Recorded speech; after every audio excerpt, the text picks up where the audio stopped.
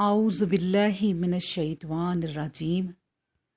बिस्मिल्लाहिर्रहमानिर रहीम। अल्लाह के फ़ज़्ल व करम से आज हम अल बकरा आयत नंबर 62 की तिलावत करते हैं। इन्नल्लज़ीना आमनू वल्लज़ीना हादू वन्नसारा वस्साबिईना मन आमना बिल्लाहि वल यौमिल आखिरी व अमिला सालिहन फलहुम अजरुहुम इंदा रब्बिहिम वला खौफुन अलैहिम वला हुम यहज़नून।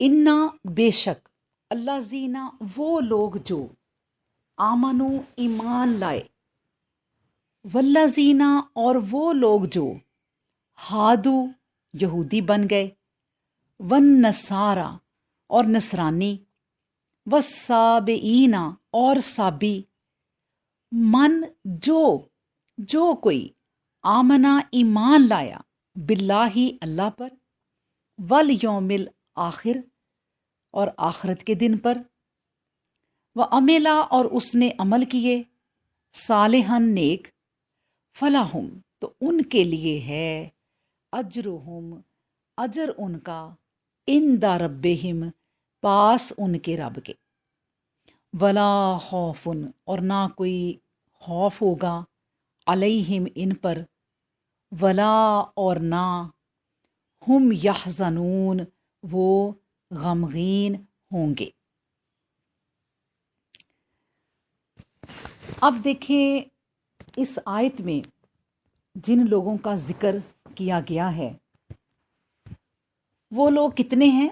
इन्नल्लज़ीना आमनु, एक तो ईमान वाले जो ईमान रखते हैं अल्लाह पर और उसके रसूल पर, इस किताब पर।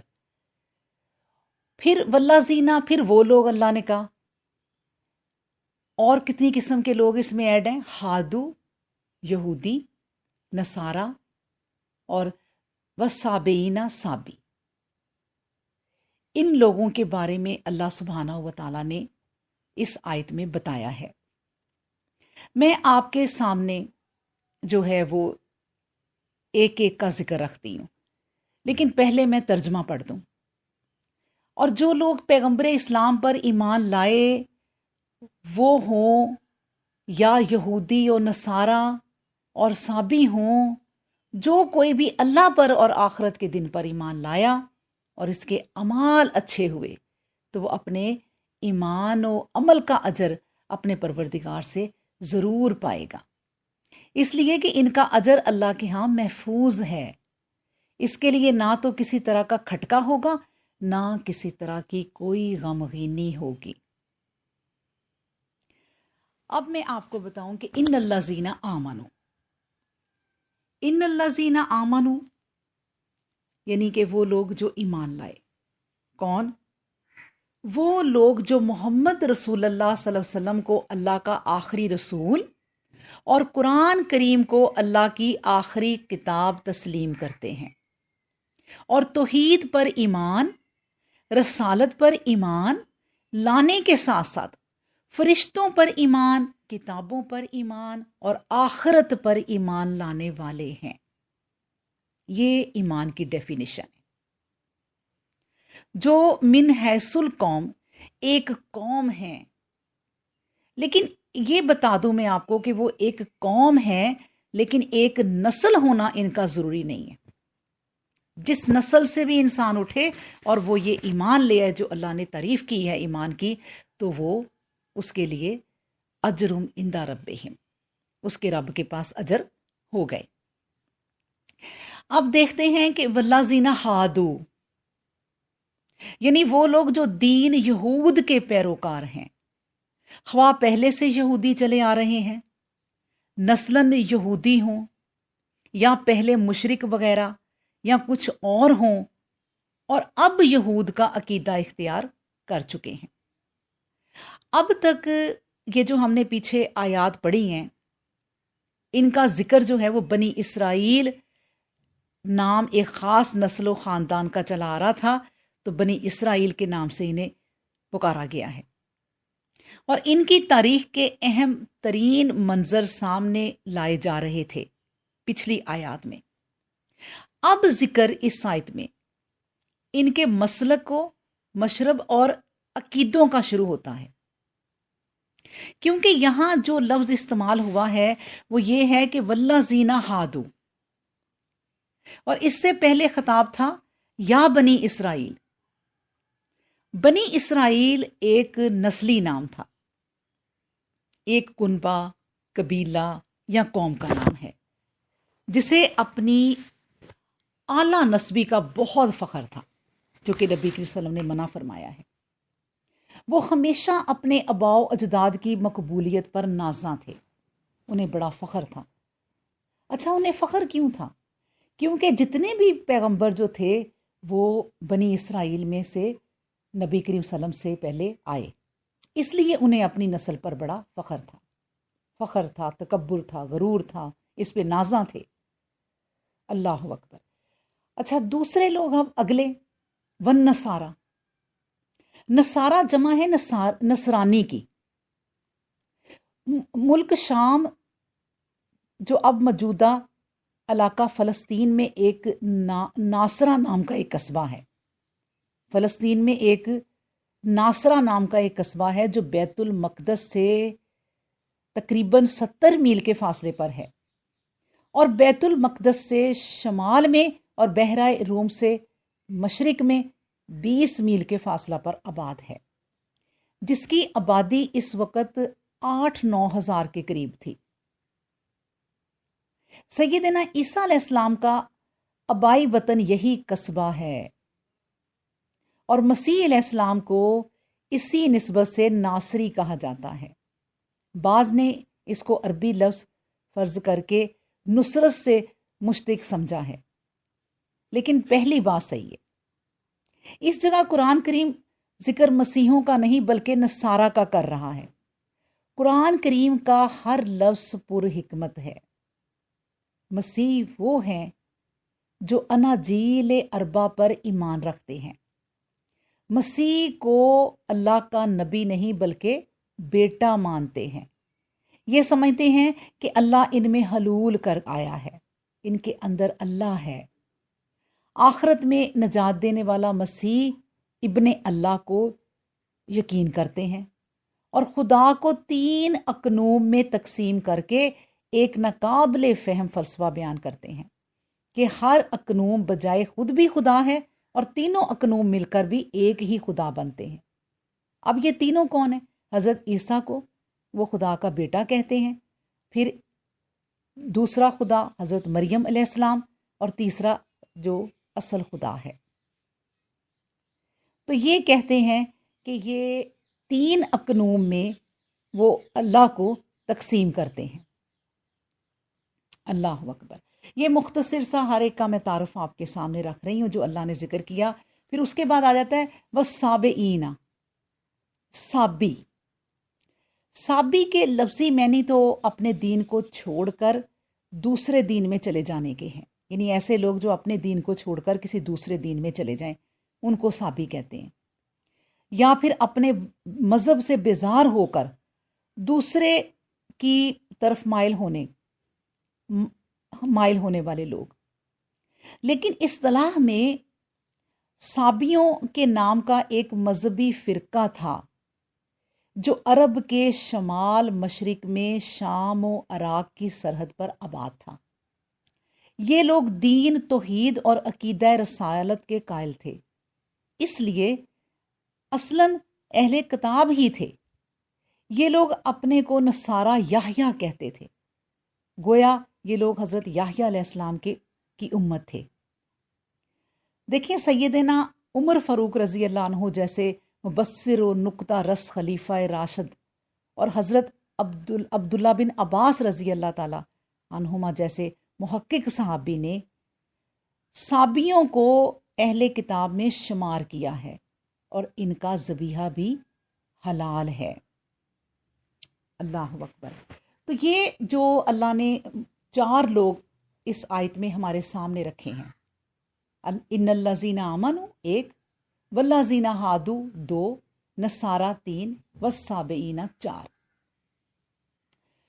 उसके बाद फरमाया من آمنا باللہ والیوم الآخر، جو بھی ہو، یہودی ہو، نصارہ ہو، صابی ہو، کسی بھی نسل سے ہو، کسی بھی مذہب سے ہو۔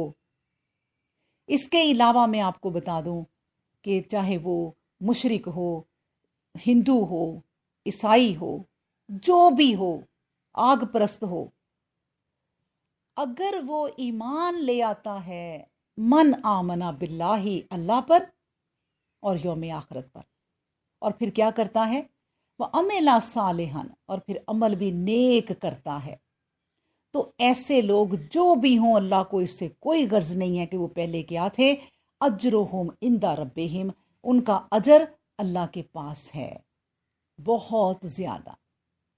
پھر ایک اور نعمت بہت بڑی ان کو دے دی، ان سب کو، ولا خوف علیہم ولا ہم یحزنون، اور ان پر کبھی خوف نہیں ہوگا۔ یعنی دنیا میں بھی بھوک پیاس رنج غم تکلیف کا اللہ خوف اٹھا لے گا، اور کوئی غمگینی نہیں ہوگی، اور اس کے بعد موت کا خوف، اس کے بعد پھر آخرت کا خوف، جب مردے زمین سے اٹھیں گے، قیامت آئے گی، سور پھونکا جائے گا، اس وقت سب کو آپا دھاپی پڑی ہوگی، ماں بچے کو نہیں پہچانے گی، بچہ ماں کو نہیں پہچانے گا، قیامت برپا ہوگی، اس وقت بھی ان لوگوں پر ولا خوف علیہم، ان پر کوئی خوف نہیں ہوگا۔ اتنا اجر ہے ان لوگوں کا جو اللہ پر اور اس کے رسولوں پر ایمان رکھتے ہیں اور پھر نیک عمل کرتے رہتے ہیں۔ اللہ اکبر۔ اب دیکھیں کہ یہ ان چاروں گروہوں کا تعارف ہو گیا جن کا ذکر اس آیت میں ہے۔ نبی کریم صلی اللہ علیہ وسلم کی بعثت کے وقت اس قسم کے لوگ موجود تھے جو اپنے سچے دین پر قائم اور راہ راست پر گامزن تھے، مگر ان کے کان آپ صلی اللہ علیہ وسلم کی دعوت سے نا آشنا رہے، اور اگر نا آشنا رہے اور وہ اسی حالت میں مر گئے۔ رسول اللہ صلی اللہ علیہ وسلم سے دریافت کیا گیا کہ ان کے حق میں کیا فیصلہ ہوگا، یعنی اپنے دین پر تو قائم رہے لیکن نبی کریم صلی اللہ علیہ وسلم پر ایمان نہیں لائے۔ تو اس سوال کے جواب میں یہ آیت نازل ہوئی، ٹھیک ہے، اس آیت کا یہ شان نزول۔ اب سنیں کہ ابن جریر نے مجاہد سے سلیمان کا بہت بڑا قصہ نقل کرتے ہوئے لکھا ہے کہ سلیمان رضی اللہ عنہ نے رسول اللہ صلی اللہ علیہ وسلم سے دریافت کیا، یہ ایک صحابی تھے، انہوں نے نبی کریم صلی اللہ علیہ وسلم سے پوچھا کہ کیا ان نصارہ کا کیا حال ہوگا جن کو ہم نے دیکھا تھا کہ وہ لوگ نہایت ہی زہدانہ زندگی بسر کرتے تھے، نیک تھے۔ آپ صلی اللہ علیہ وسلم نے فرمایا کہ وہ اسلام پر تو نہیں مرے۔ سلیمان کہتے ہیں کہ یہ سنتے ہی مجھ پر دنیا تاریک ہو گئی، یعنی وہ تو ظاہر ہے انہیں بہت نیک اور اچھے پارسا لوگ تھے۔ وہ کہتے ہیں کہ میں نے ان لوگوں کے ورع و تقوی کا بڑا ذکر پڑھا تھا، وہ پریشان ہو گئے۔ لیکن اس کے بعد یہ آیت نازل ہوئی، یہ جو میں نے آپ کے سامنے آج رکھی ہے۔ تو رسول اللہ صلی اللہ علیہ وسلم نے سلیمان کو طلب کیا، بلایا اور فرمایا کہ تمہارے دوستوں کے حق میں یہ آیت نازل ہوئی ہے۔ پھر فرمایا کہ جو شخص دین عیسیٰ پر مر گیا اور میری اطلاع اسے نہیں ہوئی تو وہ حالت اسلام میں مرا، اور جس کے پاس میری نبوت کی خبر پہنچ گئی اور پھر بھی وہ ایمان نہیں لایا تھا تو وہ یقیناً ہلاک ہو گیا۔ اللہ اکبر۔ اب اس کے بارے میں آپ کے سامنے دو آیات رکھتی ہوں۔ اسی موضوع پر اللہ سبحانہ و تعالیٰ قرآن پاک میں فرماتے ہیں، سورہ المائدہ ہے اور آیت نمبر 83 اور 84 کا ترجمہ میں آپ کے سامنے رکھتی ہوں کہ اللہ سبحانہ و تعالیٰ نے فرمایا، اور ایمان والوں کی دوستی میں سب سے زیادہ قریب ان لوگوں کو پاؤ گے جو کہتے ہیں کہ ہم نصارہ ہیں، اس لیے کہ ان میں پادری اور راہبان ہیں، اور اس لیے کہ ان میں گھمنڈ اور خود پرستی نہیں ہے۔ اور جب یہ لوگ وہ کلام سنتے ہیں جو اللہ کے رسول صلی اللہ علیہ وسلم پر نازل ہوا، یعنی قرآن، تو تم دیکھتے ہو کہ ان کی آنکھیں جوش گریا سے بہنے لگتی ہیں، کیونکہ انہوں نے اس کلام کی سچائی پہچان لی ہے۔ وہ بے اختیار بول اٹھتے ہیں کہ اے اللہ، ہم اس کلام پر ایمان لائے بس ہمیں بھی انہی میں سے لکھ لے جو تیری سچائی کی گواہی دینے والے ہیں۔ اور وہ کہہ اٹھتے ہیں کہ ہمیں کیا ہو گیا ہے کہ ہم اللہ پر اور اس کے کلام پر جو سچائی کے ساتھ ہمارے پاس آیا ایمان نہ لائیں، اور اللہ سے اس کی توقع نہ رکھیں کہ وہ ہمیں نیک کردار انسانوں کے گروہ میں داخل کر دے۔ پھر ایک اور آیت ہے جو میں آپ کے سامنے رکھتی ہوں کہ اللہ سبحانہ و تعالیٰ نے فرمایا، پہلے تو یہ بات سن لیں کہ یقیناً اہل کتاب میں سے کچھ لوگ ایسے بھی ہیں جو اللہ پر سچا ایمان رکھتے ہیں، اور جو کچھ وہ کہتے ہیں کہ تم پر نازل ہوا اور جو کچھ ان پر نازل ہو چکا ہے سب کے لیے ان کے دل میں یقین ہے، نیز ان کے دل اللہ کے سامنے جھکے ہوئے ہیں۔ وہ ایسا نہیں کرتے کہ اللہ کریم کی آیتیں دنیا کے لیے، دنیا کے مال کے بدلے میں فروخت کر دیں۔ بلا شبہ ایسے لوگوں کے لیے کوئی کھٹکا نہیں، ایسے ہی لوگ ہیں جن کے لیے ان کے رب کے ہاں ان کا اجر محفوظ ہے۔ یقیناً اللہ کا قانون مکافات اعمال کے حساب میں بالکل سست رفتار نہیں ہے۔ یہ بھی اللہ سبحانہ و تعالیٰ نے قرآن میں فرمایا، جو میں نے آپ کے سامنے رکھ دیا۔ تو پھر معلوم ہو گیا کہ اس آیت میں وہی لوگ مراد ہیں جو آپ صلی اللہ علیہ وسلم کی بعثت کے وقت موجود تھے، پھر جو ایمان لائے وہ دنیا و آخرت میں فائز المرام ہو گئے، اور جو خاتم المرسلین کی رسالت پر ایمان نہ لائے، گویا انہوں نے جس نبی کی تصدیق کی تھی اس پر ایمان نہ لائے، اور وہ اپنے اس دعوی ایمان میں سچے نہ نکلے، کیونکہ ہر نبی کی تعلیم میں رسول اللہ صلی اللہ علیہ وسلم پر ایمان لانا ضروری قرار دیا گیا تھا کہ جب اس کی بعثت ہو اس کی تصدیق لازم ہے، لازم ایمان کا حصہ ہے۔ تو پھر یہاں تک تو عقائد صحیح یا صالحہ کی بات تھی۔ اچھا، باقی تھوڑی سی بات رہ گئی کہ یہاں تک جو بھی ابھی ہم نے پڑھا ہے، یہاں تک تو اعتقاد صحیح یا صالحہ کی بات تھی، یعنی ایمان باللہ کے اس حصہ کا ذکر تھا جس کا تعلق اعتقاد صالحہ سے ہے، اور جو عمل صالحہ سے تعلق رکھتا ہے وہ بھی اتنا ہی ضروری ہے جتنا کہ اعتقاد صالح ہے۔ پھر جس طرح اعتقاد صالح کا تعلق وہی الہی سے ہے، بالکل اسی طرح عمل صالحہ کا انحصار بھی وہی الہی ہی پر ہے۔ اور ظاہر ہے کہ وہی الہی ہر شخص پر تو نازل نہیں ہوتی، لہٰذا اعتقاد صالحہ اور عمل صالح دونوں ہی کا تعلق رسول صلی اللہ علیہ وسلم کے اسوہ حسنہ سے ہے۔ جو عقیدہ آپ کے بتائے ہوئے عقائد کے مطابق ہوگا وہ یقیناً صحیح ہوگا، اور جو عمل آپ کی ہدایت کے مطابق ہوگا وہی صحیح کہلائے گا۔ یہاں ان عقائد اور اعمال کی بات ہو رہی ہے جن کا تعلق عقیدہ اور عمل کی ظاہری صورت کے لحاظ سے اس کا تعلق خالصتاً آخرت کے ساتھ وابستہ ہے، لیکن اس کا یہ مطلب نہیں کہ اس دنیا میں اس کا نتیجہ ظاہر ہی نہیں ہوگا یا ظاہر نہیں ہو سکتا۔ مطلب یہ ہے کہ ایک اچھے عمل اور اعتقاد کا نتیجہ ہر حال میں اچھا ہوگا، اس دنیا میں بھی اور آخرت میں بھی، اور یہ کہ اچھا عمل یا اچھا اعتقاد صرف دنیا ہی کے لیے نہیں ہوگا بلکہ دنیا کے لیے، یعنی آخرت کے لیے ہی نہیں ہوگا بلکہ دنیا کے لیے بھی ہوگا۔ یعنی جب انسان کوئی نیک عمل کرتا ہے تو اس کو سمجھ لیں آپ اس طرح کہ پہلی کمیٹی اس کی دنیا میں ہی نکلتی ہے اور آخرت کے الگ اجر ملتے ہیں۔ اور سب سے خوبصورت اجر جو میں نے آپ کے سامنے رکھا اس آیت کا کہ لا خوف علیہم ولا ہم یحزنون، یہ الفاظ اس کی تشریح میں بالکل صاف اور واضح ہیں کہ یہ وہ حالت اور مرتبہ ہے جو روحانی زندگی کی آخری غایت ہے۔ سبحان اللہ۔ وآخر دعوانا ان الحمد للہ رب العالمین۔